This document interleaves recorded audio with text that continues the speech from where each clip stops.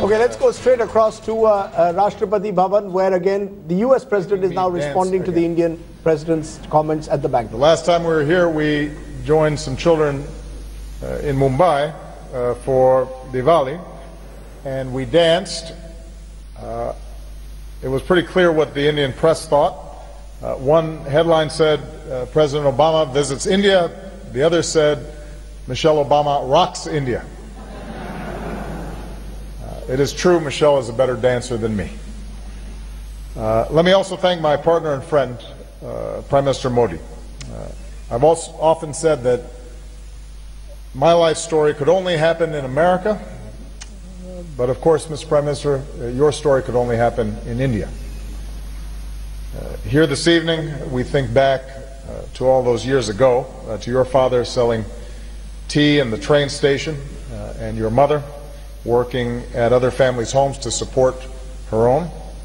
And tonight their son welcomes us as the Prime Minister of the world's largest democracy. Now we all know about the Prime Minister's legendary work ethic. He was explaining to me today how he only needed 3 hours sleep,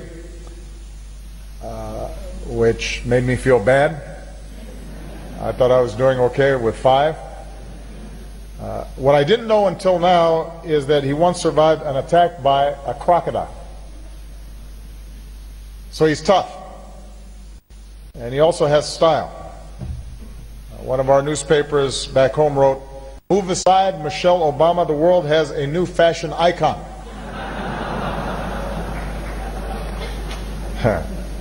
Tonight I was thinking about wearing a Modi kurta myself. And while I do not want to use a dinner like this to make United States policy, let me just say that given the Prime Minister's advocacy at the United Nations, Michelle and I are looking forward to the first International Yoga Day. Our visit reflects the deepest connections and long friendship between our peoples. One of America's greatest poets was Walt Whitman. And more than a century ago, he wrote a poem, Passage to India, in which he celebrated the technological ingenuity and human spirit that joins our nations. He wrote, "Seest thou not God's purpose from the first, the earth to be spanned, connected by network, the people to become brothers and sisters."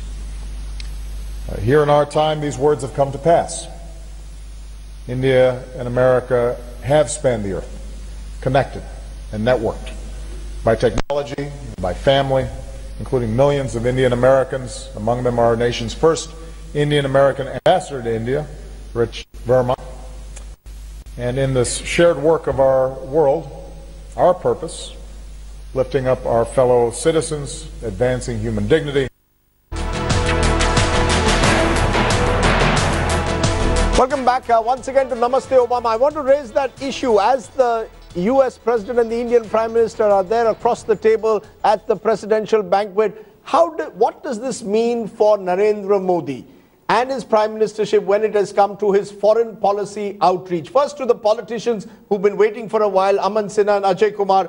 Quick responses first from you, Ajay Kumar, from a Congress perspective. Are you willing to concede that you got Narendra Modi wrong when it comes to foreign policy? I remember congressmen being rather dismissive before he became Prime Minister, saying it's one thing being a Chief Minister of Gujarat, it's another thing being Prime Minister of India. He won't be able to handle foreign policy. Mr. Modi seems to have not put a foot wrong on the foreign policy front from the very first day when he invited SAARC heads of state to his swearing in.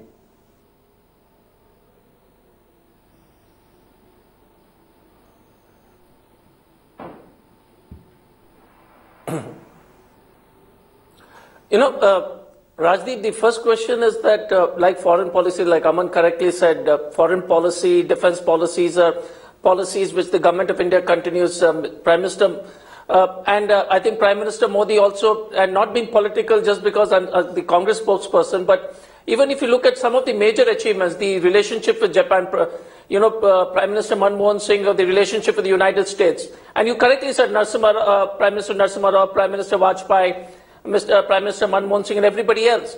Now, to give credit that he's good on the atmospherics and, the communicating, the styles are different, but to to say that the foreign policy is a big achievement because of suddenly the 7 months.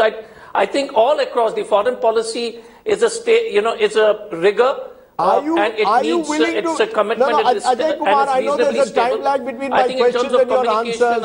Are you willing to concede? Are you willing to concede that you got Narendra Modi wrong? That you thought that Narendra Modi would be a novice when it came to foreign policy? That on the foreign policy front, he hasn't proved a novice of the kind that the Congress suggested he would be.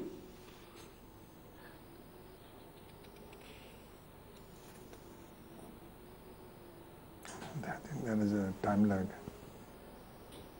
No, and look, Rajdeep, I correct, like you said, the government of India is a very stable ship. So, for him to have as a prime minister, there's obviously the lot of support. So I want to, let me complete. But the important part, I think, is, apart from the atmospherics, and I want to give where the credit is due, yes, but so let's see what all these foreign visits finally trickles down on the ground. And I'm not being skeptical or critical. Yes. I'm just saying that we need to hold our horses back and say, look, achievements finally for any country is what happens on the ground. I mean, there will be nice statements made from different, That's a fair point. And, I want to take that to the BJP. There's one thing, Aman Sinha, that, Mr. Modi gets the atmospherics always right, it appears. He's very good with that. He's a marvelous communicator. But also in terms of concrete achievements. Look at what happened with China. Look at what's happened with Pakistan. You invite Nawaz Sharif for your swearing in, and today you don't even have a dialogue going with Pakistan. You invite the Chinese president, and at the same time, there's a standoff on the border. So let's be clear. I've got your question. May I respond? Yes, respond to that. What is the achievement? No, Rajdeep, Prime Minister Modi is not only right in atmospherics, but also always right in terms of substance. And look at what he's delivered. A deal which was in logjam for past 5-7 years.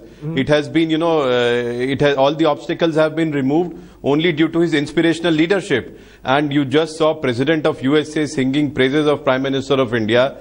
His proposal of World Yoga Day has been accepted by 175 countries. He is now considered to be one of the most important players in the world. One of the most important political players in the geopolitical scenario today.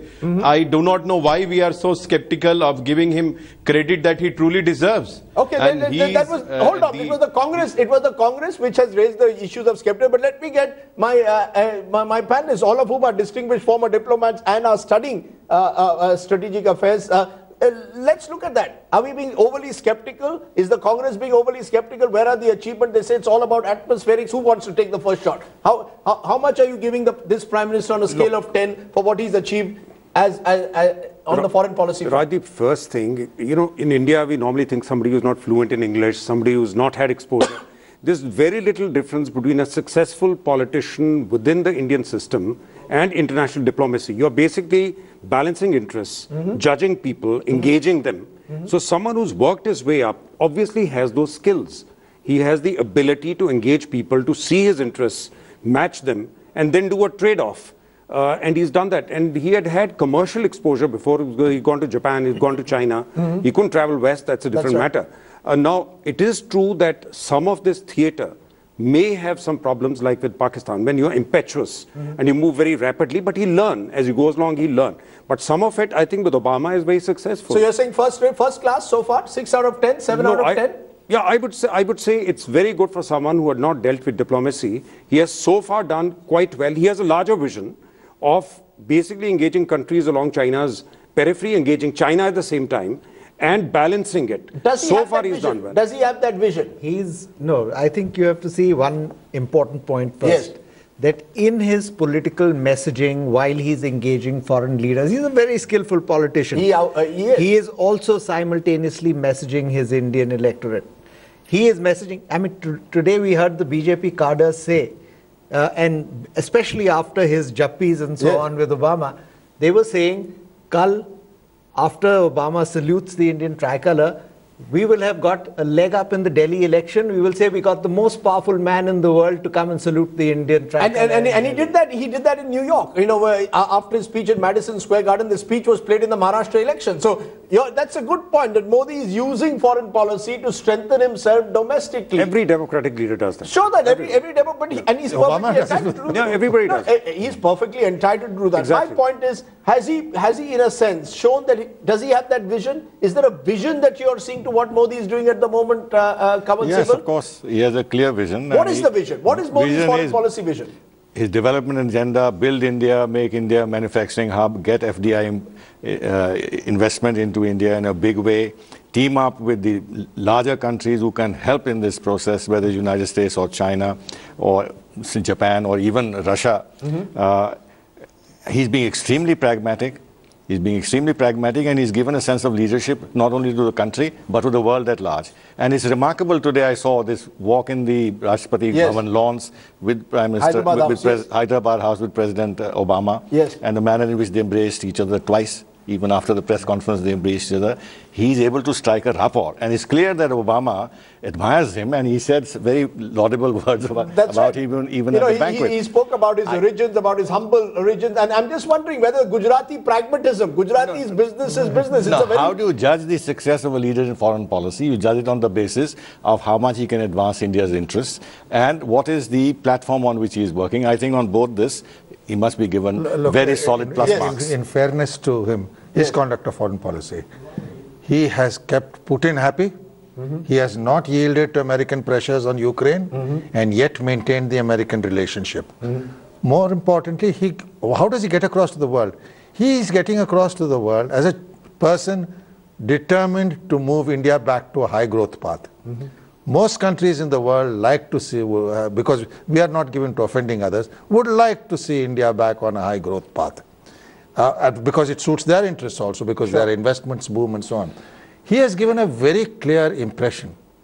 And and the same is true of his on defense. He is talking of serious matters. He's talking of restructuring the DRDO, which Ajay and others have for long pointed out have serious shortcomings. He is looking at defense reforms. I would not be surprised if in course of time we have a CDS, and I'm serious about this. So I think he is very clear on national security and on economic growth, and he is able to relate that to foreign leaders. And balancing with the Russians at this point. I just want to bring in Sadanand Dume. Also China pushback. Just a minute. Sadanand Dume has been waiting. He's left. We will try and get him back. He's on Skype with us from Washington. But yes, go ahead. Very interesting Chinese pushback. We're going into Vietnam. There is not, earlier there was a prevarication. The previous government used to get a little nervous. Chinese may not get offended. He went very forthrightly. There I think he overplayed his hand a bit in China using expansionist. That word should not have been, but that's experience. He will learn as he goes along. But the extra time he spent in Japan, engaging Australia, the periphery of China, engaging important countries there is a signal to China. You engage China and yet engage those with whom China may have a problem or which are on the periphery of China. And that figures. South China Sea figures in the India-US document quite prominently. Yes. Obama had a very good relationship with Manmohan Singh. But Obama has never spoken so positively about Manmohan Singh publicly as he's done professor. Let's be fair. We sometimes tend to forget. I think at most public gatherings, I've heard President Obama. He called him his guru. No, he called him a guru. Today the US President has called Narendra Modi a self-made man, admired his rise, but he also called Manmohan Singh his guru. Let's be fair. He just said, if I read rightly the rolling text, that Modi is tough. Yes, Modi is tough. He said that. See, there's a story which goes around in Vadnagar where Modi was born, that Modi used to swim the lake and brave crocodiles. Now, nobody is really sure whether Modi actually swam that lake infested with crocodiles, but that's a story, possibly apocryphal, that has gone around, that Modi is a tough man. And, it's a remarkable success story. A totally self-made man, and Obama is rightly impressed, but he was also impressed with Manmohan Singh. Rajdeep, I want to tell you why Modi was impressed with Dr. Manmohan Singh. Why Obama was impressed with Obama. The reason is that when the world economic crisis broke out, Obama took a very tough call in the United States. Does he live within his means or does he stimulate the economy? Yes. He went in for stimulus. The one person in the G20, when everybody was debating stimulus and the Europeans were shrinking, was Manmohan Singh. Because Manmohan Singh himself went for a stimulus. So it goes back to that admiration, to the admiration of Dr. Manmohan Singh of handling the economy for the way of an economist. But the irony is the same Manmohan Singh in this country over the years, particularly in his last 3 years, was judged very harshly. It happens. Leaders go through phases. Okay, so either way, let's be clear. Can I make a point here? Yes. I don't want to be the bad fairy at the party. Yes. But my read of the body language that we are seeing over there is that Obama is not particularly fond of Modi. He's hugging him back because Modi is hugging him. That from? Listen, where are you getting? everybody is seeing the same visuals and drawing their own inferences. Your inferences is that my inference is Obama is a huggy. He's being hugged. He's hugging back. He has little choice in the matter. He's merely a prop over here. But the reason why Modi is getting the respect that he is firstly his mandate. Right. Secondly, the fact that he's saying all the right things, as Partha brought out, about bringing India back on a high growth path. The US economy wants to hear all of this.